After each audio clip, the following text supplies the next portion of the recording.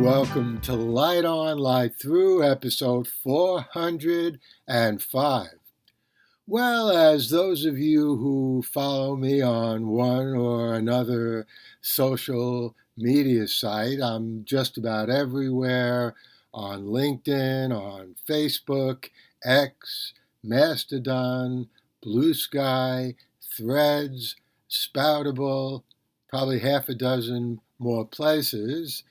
You will know, or I hope know or remember, that I was on WUSB Radio on December 27th. Seems like a long time ago. Howard Margolin, who has a wonderful science fiction show called Destinies, the voice of science fiction, invited me on his show on WUSB Radio to talk about my novel, its real life and alternate history of the Beatles. And not only that, but Howard thought it would be a great idea if, rather than my just reading a section from the novel, we instead did a joint reading in which Howard read certain parts and I read certain parts. And it's a really fun way of doing a reading. As a matter of fact, I'm doing another reading, this one a live reading at a bookstore in Nyack, Big Red Books, wonderful little bookstore in Nyack, New York, right across the Hudson River from where we are in Westchester County. I'll tell you more about that later on in the podcast. But back in December, I did this reading on the radio with Howard Margolin. And I know a lot of people wanted to listen to it, but, everybody is very busy, especially around the end of the year, basically all the time for some people. So what I did is I got a copy of the actual reading that we did, Howard Margolin and I'm going to play it for you right now. So Howard sets it up, and we then go right into the reading. The Light on Light Through podcast. Very quickly in the story, Pete finds himself traveling between realities, going from his world into ours, in which John Lennon died in 1980, into a third where he chooses to stay because he likes the setup. The section of the book you've chosen to share with the audience is from Chapter 2, after Pete returns to the Fordham of the third reality, which will perform as a dramatic reading. Is there anything more you want to set up before we begin? I'm going to start right now. Pete went to the faculty cafeteria after his show had finished. He didn't dare risk another walk through those tunnels. The food was at best non-objectionable, but he found the place relaxing. Ralph Jennings, WFUV's general manager, who had been instrumental in bringing Pete back here from WNEW-FM radio, was sitting at a table with a new faculty member, Al Auster, in the communications department. Ralph beckoned Peter over. Pete smiled, nodded, and brought over his ham and Swiss sandwich. Pete toyed with the idea of telling them about what he had been experiencing, but decided to hold off, at least for now.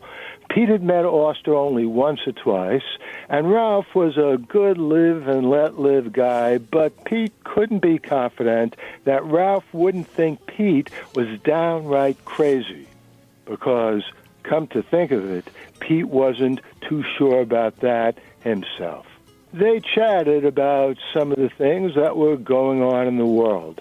Auster said something about the Communications Decency Act that the Senate had just passed and his hope that Clinton wouldn't sign it into law. Pete agreed completely that the act, if enforced, would be outright censorship, and he said so, but to himself he also thought, I'm glad at least Clinton is president. The more things that are the same in this alternate reality, the happier I'll be, as long as John Lennon is still alive. They wound up talking nothing but politics over lunch, and that suited Pete just fine. I'm heading back home, Pete said, and drank the last of his coffee.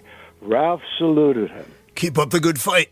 I'm heading out, too. Oster said and pushed back his chair. Pete realized he liked Oster, especially the almost mischievous twinkle in his eye. Going to the train? Indeed I am. The two waved goodbye to Ralph and went to the door. The two continued talking politics as they approached the train station. Pete was relieved to see it was still called Penn Central.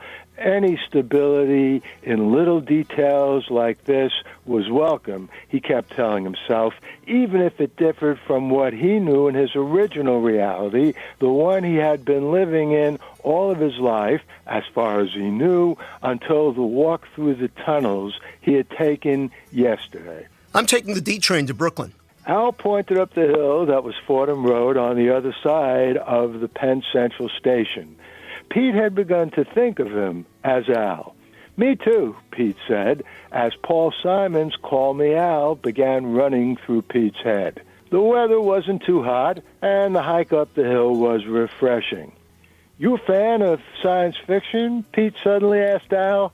Al broke out in a big grin. Yes, I am. Isaac Asimov is one of my favorite writers. Mine too. Did he do some kind of space opera with Paul McCartney? I thought I heard Dennis Elsis talking about that yesterday.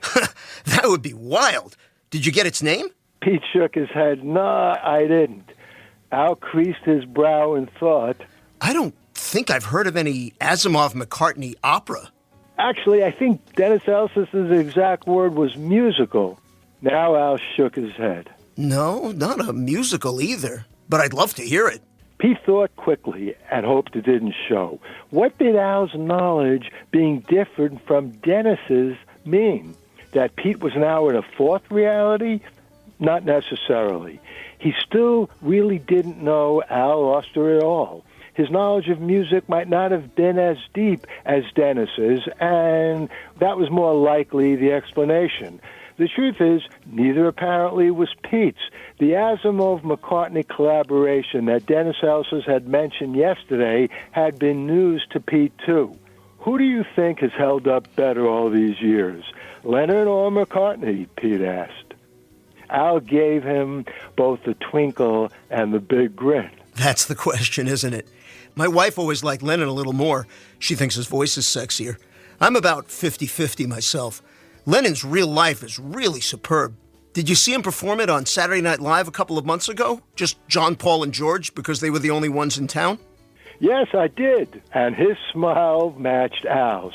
The two apparently shared the same reality, at least as far as the Beatles were concerned.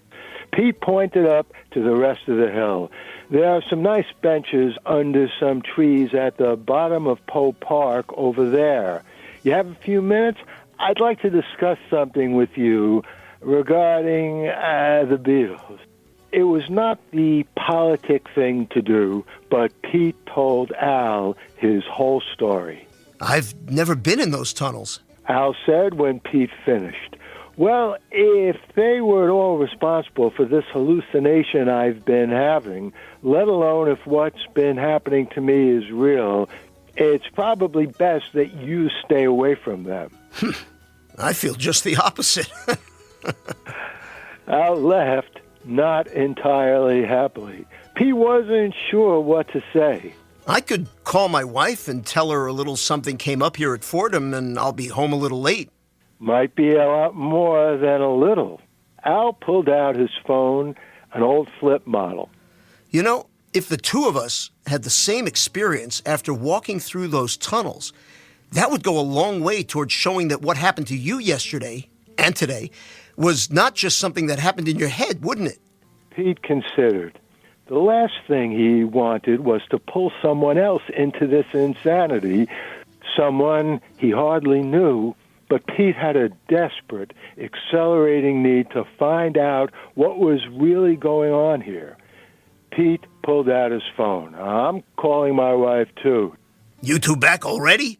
Henry, the same security guard who had been there when they left the campus, greeted them with a big smile. A teacher's work is never done. Al replied with a big smile of his own. He turned to Pete when they were beyond Henry's hearing. So you're sure that in these alternate realities, your personal life is the same, the changes are just in music and what you told me about the money and the names of the trains? I'm not sure of anything, but yeah, that's the way it's been so far, at least for me. My wife seemed exactly the same when I got home. Did you tell her what happened to you yesterday? No, I wanted to think things through and see what happened today. Pete shook his head. I don't know. If I tell her anything about this, she'll think I'm out of my mind. Tough call. My wife already thinks that about me most of the time. But the tunnel that you used when you came back to Fordham yesterday is in Theobald Hall? I don't think I've ever been inside. Nothing special to look at, but believe it or not, it once was Fordham School of Pharmacy way back in the 1960s when I was a student here. Al's eyes lit up. Maybe there's still some psychedelic chemical in the corridors, and that's what gave you this magical mystery tour. Pete scowled. Only kidding. Al reassured him. I'm pretty sure I believe you, even though... By the way, did you see that movie, For All Mankind, last year? Ronald D. Moore wrote and directed. He wrote some of the Star Trek The Next Generation episodes. The movie is an alternate history that starts with the Soviets beating us to the moon by a month back in 1969. All kinds of things change after that. Teddy Kennedy is elected president, so is Gary Hart much later. But the Beatles stay the same. John is alive and well. No, I haven't. Pete sat and thought, the last thing I need to see now is an alternate history movie.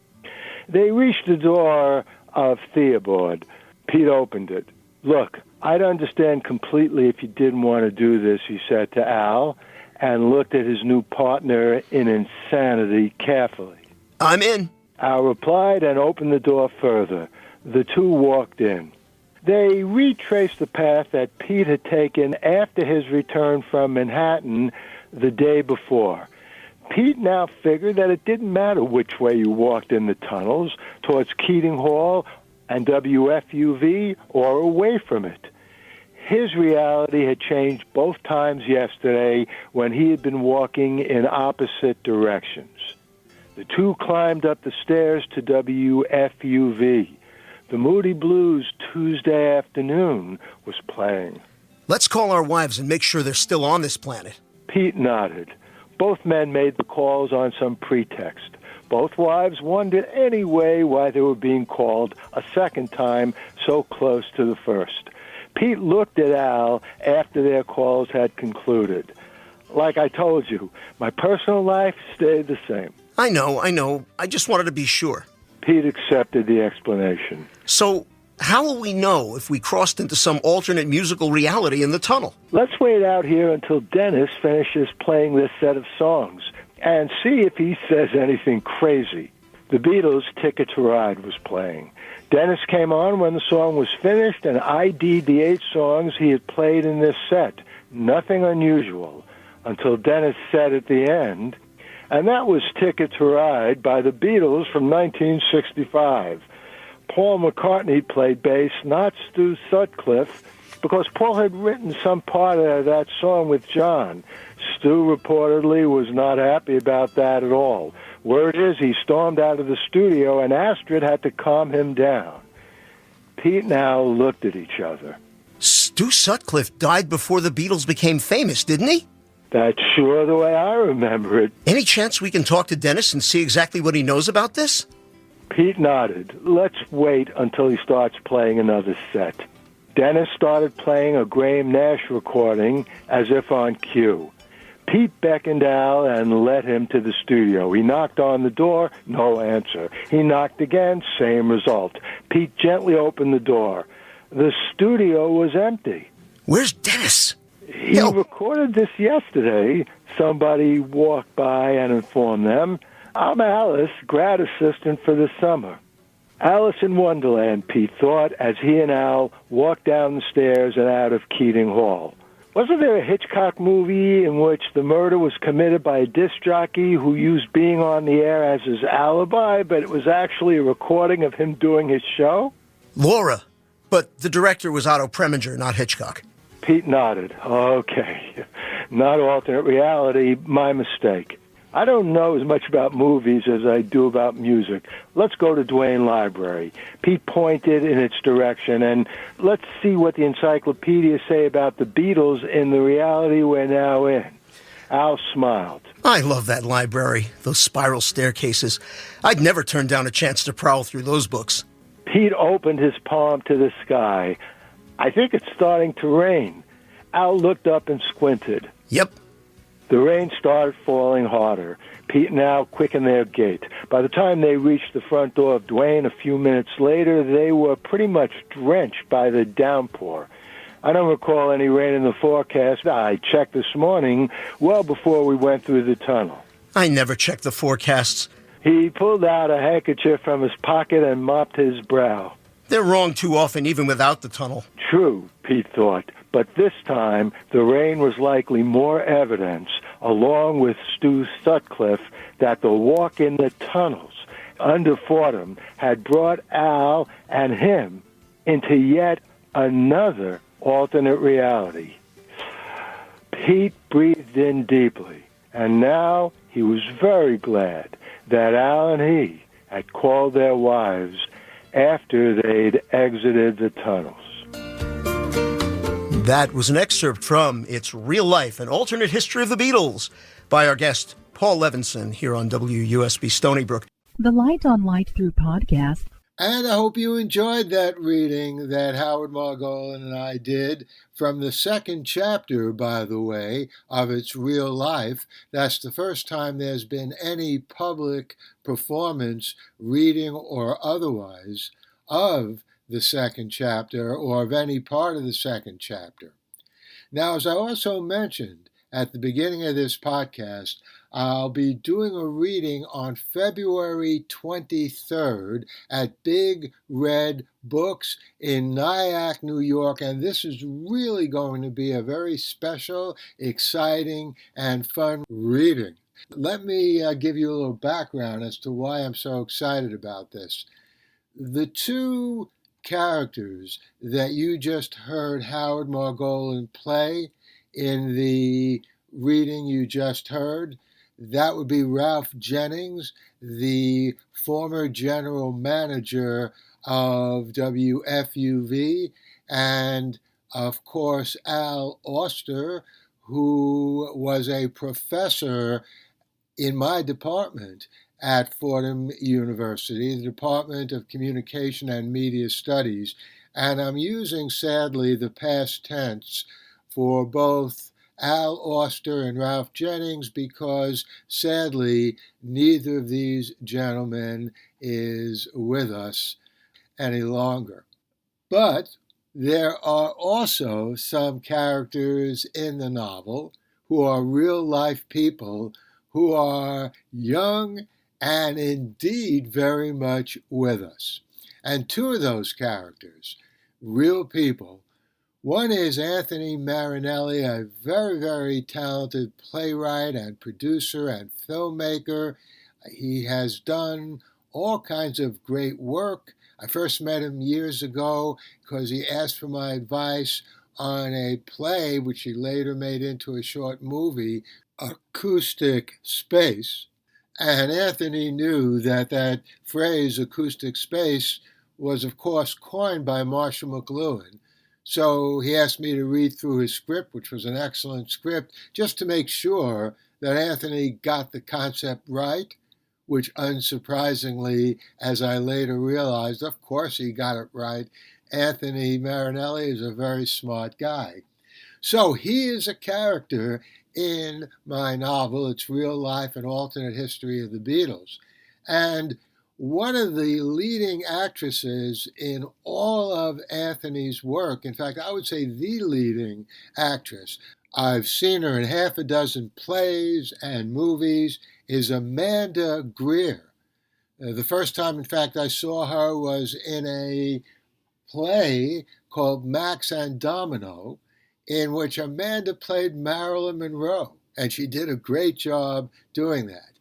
Anyway, Anthony and Amanda are major characters in It's Real Life, an Alternate History of the Beatles, and they will be joining me in a reading of some of the sections in the novel in which the two of them appear.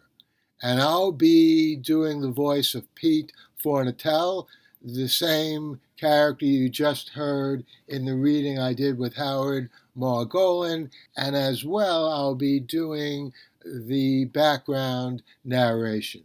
So that event is going to take place on February 23rd. It's a Sunday at 4:30 p.m. in Nyack. And if all goes well, we are going to have it also on Facebook, a live video. So anybody who's not in the area can watch the reading and hear the reading that way. Anyway, you'll find lots of information in the show notes to this podcast, links to Big Red Books, the site of that reading, all kinds of other useful information.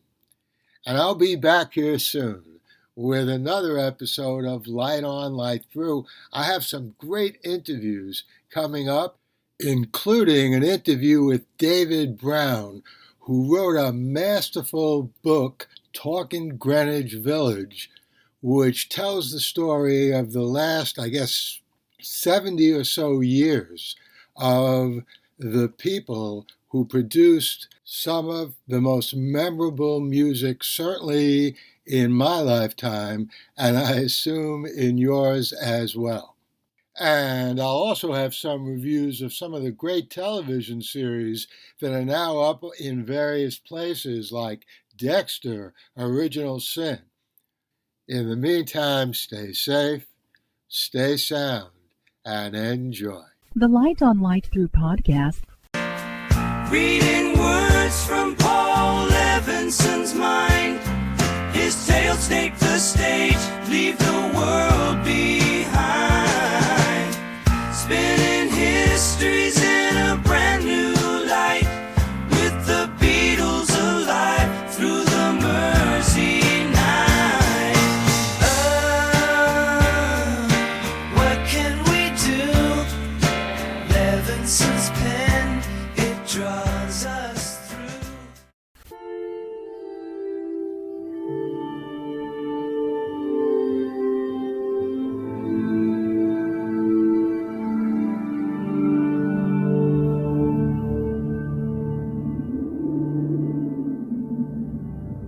Athens, 2042 AD. She ripped the paper in half, then ripped the halves, then ripped what was left again into bits and pieces of history that could have been. Sierra Waters had read once that, years ago, it was thought that men made love for the thrill, while women made love for the sense of connection it gave them. Curled Up with a Good Book says, Sierra Waters is sexy as hell. You can find out more about The Plot to Save Socrates by Paul Levinson at theplottosavesocrates.com. Your brilliant story, it's real life. Paul Levinson Silk Code, about an ancient biotech war raging on in secret for centuries.